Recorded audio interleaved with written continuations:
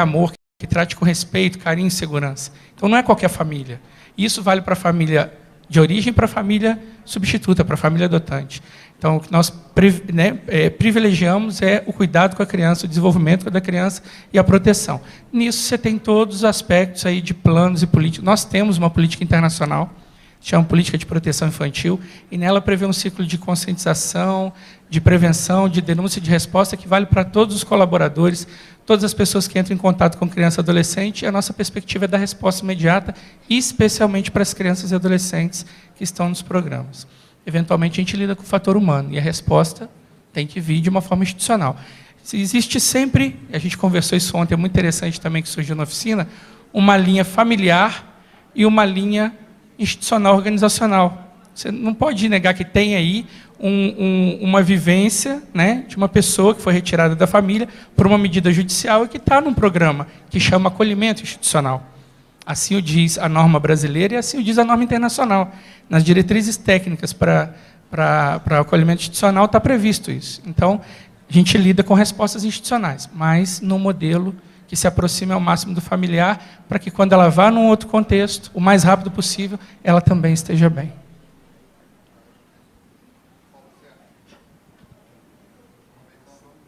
Aproveitando o embalo, há uma pergunta a respeito da descontinuidade do serviço judiciário e do Ministério Público com a troca desses profissionais.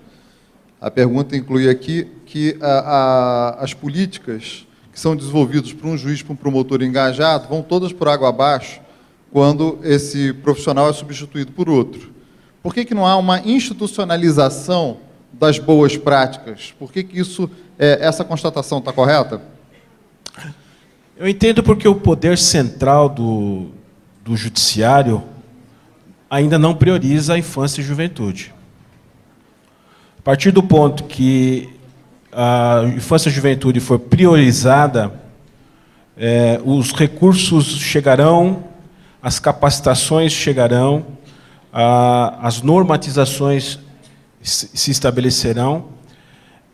O grande anseio que estamos comentando há muitos anos seriam as varas específicas, né? As varas específicas de infância e, por que não dizer, uma vara de adoção, como já a experiência de Recife, Curitiba. Por que não dizer a possibilidade de se multiplicar as boas práticas que já existem aí do judiciário, muito bem estabelecidas, para que isso possa realmente se ampliar em termos nacionais.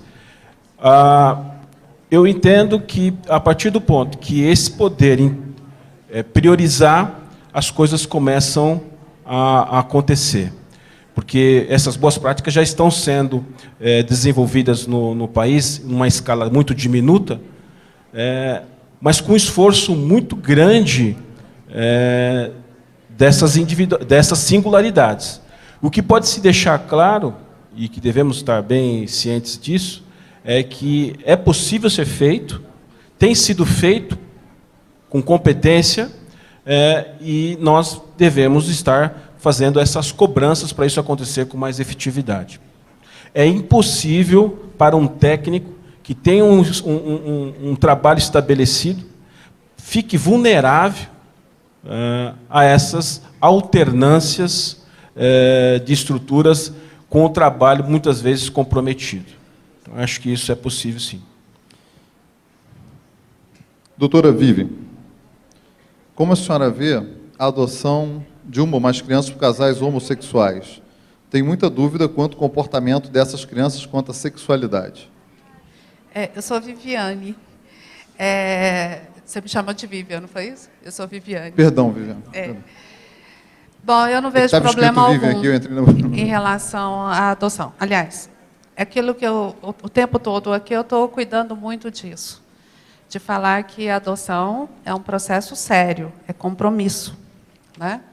Então, se o casal homossexual ele tem essas condições, óbvio que ele pode fazer. Eu conheço crianças adotadas, né, por homossexuais, e elas estão muito bem, né? Então, o que é necessário? É que se cumpra com essa criança duas funções, a função materna e a paterna. Elas são funções diferentes, elas podem ser intercambiáveis, mas alguém tem que proteger e alguém tem que colocar limite. Grosso modo, seria isso. Se esse casal homossexual ele tem todas as condições... Isso não é fácil de fazer, não, viu, gente? Não é fácil mesmo. As famílias sanguíneas, inclusive, apanham disso também. Heterossexuais, inclusive. Ou seja, é difícil para todos nós. Educar, né? Mas eu não vejo diferenças. Eu acho que eles têm, sim, todas as condições de serem bons pais. Tanto os homossexuais masculinos quanto os femininos. Ok?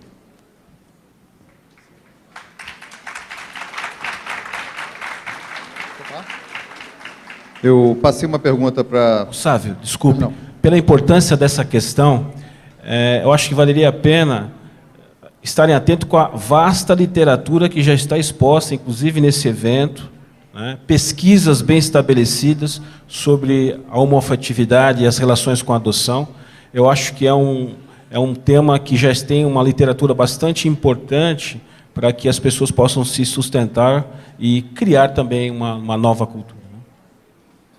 No Rio de Janeiro foi inaugurado um grupo de apoio à adoção chamado Famílias Contemporâneas, que contempla esse arranjo familiar, entre outros, e que está dando suporte às pessoas que estão interessadas em adotar e já estão adotando, e que tem um perfil familiar diferente do estabelecido comumente, e que, enfim...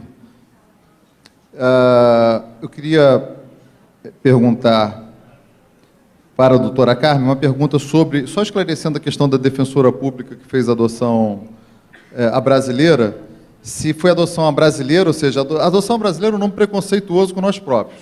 Eu queria propor que a gente chamasse de adoção ilegal. Nós somos um povo extremamente honesto.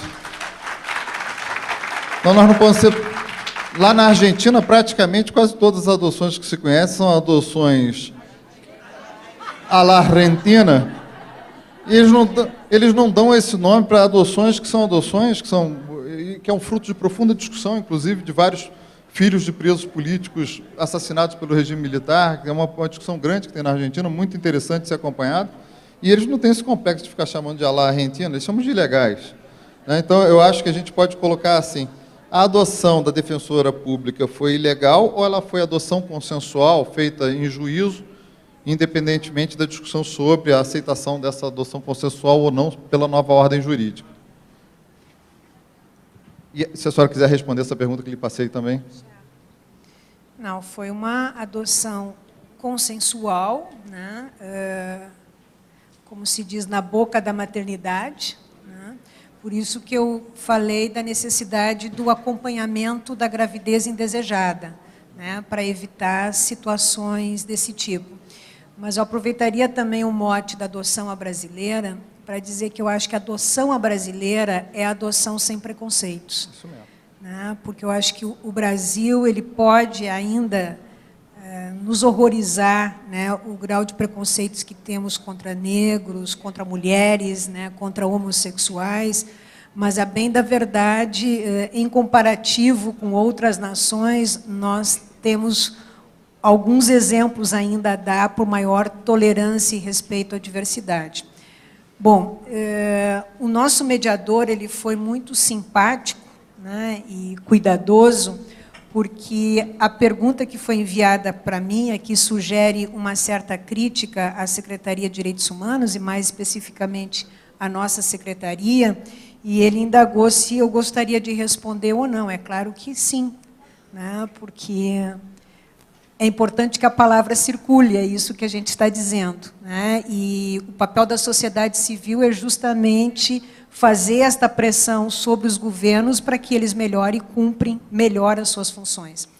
Bom, a pergunta que foi feita aqui é referente à interrupção que houve de um processo iniciado por nós, de reuniões com grupos de apoio à adoção, justamente para a construção de um protocolo de adoção.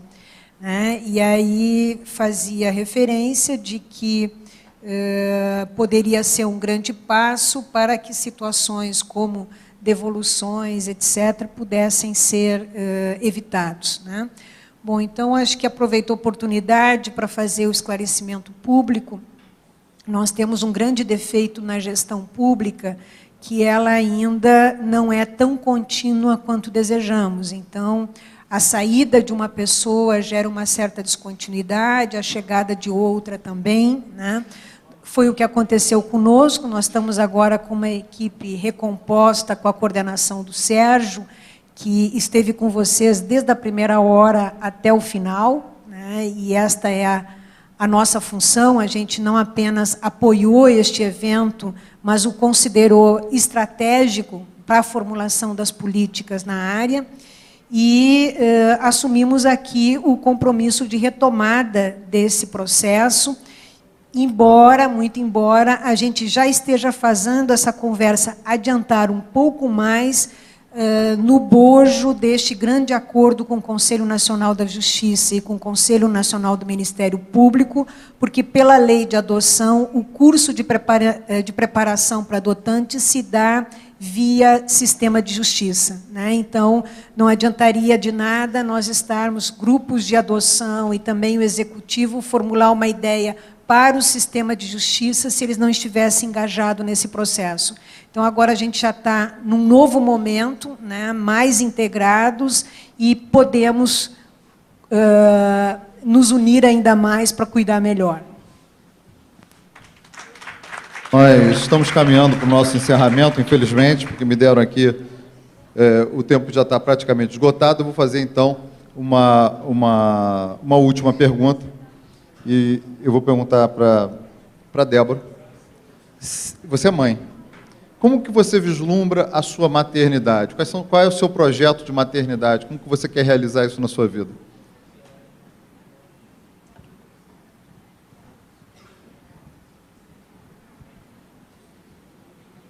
Eu procuro dar para minha filha aquilo que eu não tive. O máximo de atenção, cuidado, carinho, e uma família, que é o que ela precisa agora, né? E, se Deus quiser, mais para frente, se eu puder, não adotar, né, se eu não tiver condições, mas de acompanhar e de cuidar dessas crianças que realmente precisam. E a minha filha, com certeza, ela tem uma família hoje. Pelo fato de eu não ter tido uma família, eu estou dando para ela tudo aquilo que eu não tive. E todo mundo que tem a falta de alguma coisa, ela tem muita facilidade para dar para as outras pessoas aquilo que ela tem falta. Então, a minha filha jamais vai passar por uma situação dessa, e eu vou fazer da minha história um exemplo para ela, e que ela vai continuar o que eu vou começar, e os filhos dos filhos dela, e assim por diante.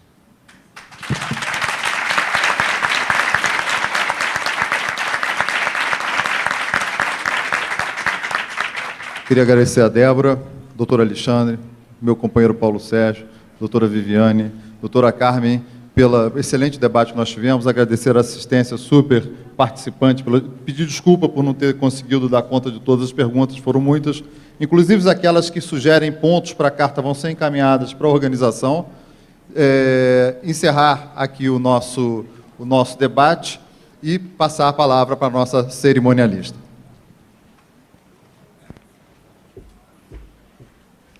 Em nome de todos aqui, agradeço o doutor Sávio e todos os palestrantes. Eu queria convidar a Bárbara Toledo, que ela queria vir aqui para mostrar o carinho que a ANGAD tem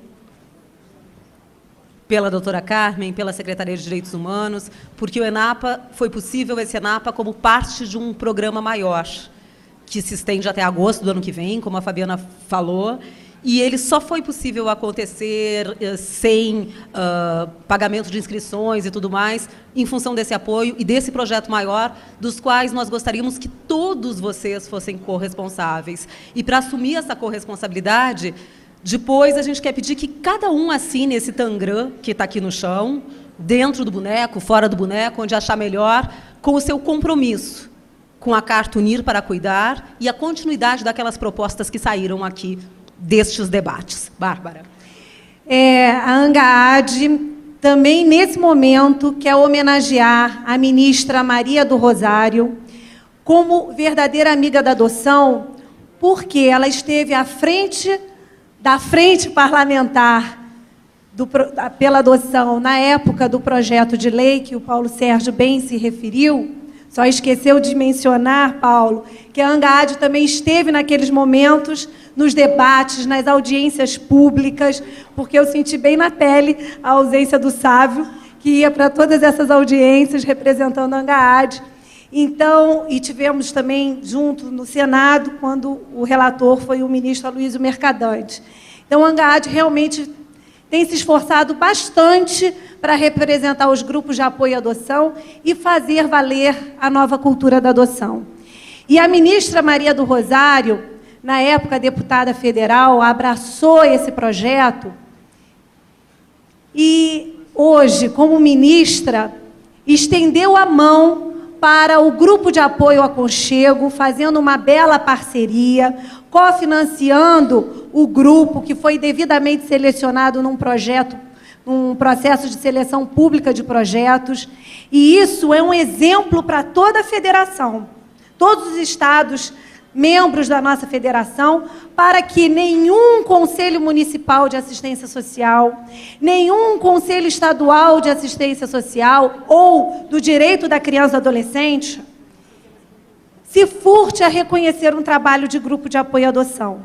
Mas também, senhores, grupos, amigos, é um desafio para os senhores para promover as suas regularizações jurídicas, se enquadrarem cada vez mais para serem um grupo com personalidade jurídica, para fazer essa participação, conquistar seu espaço nos conselhos do direito da criança, nos conselhos de assistência social e colocar a adoção na pauta. Gostaria de reiterar mais uma vez que a adoção é a defesa do direito da criança por viver em família, para viver em família. E nós trabalhamos, como eu já tive a oportunidade de falar, pela reintegração também, porque também na reintegração há uma atitude adotiva. E ela também deve ser acompanhada, como nós, grupos, queremos que o pós-adoção exista, para que essas adoções sejam para sempre. Quero animar os grupos de apoio à adoção, que muito embora tenha havido essa paralisação do protocolo para um curso, para uniformizar um curso de preparatório para adoção, o CNJ já está mandando para os tribunais um pedido da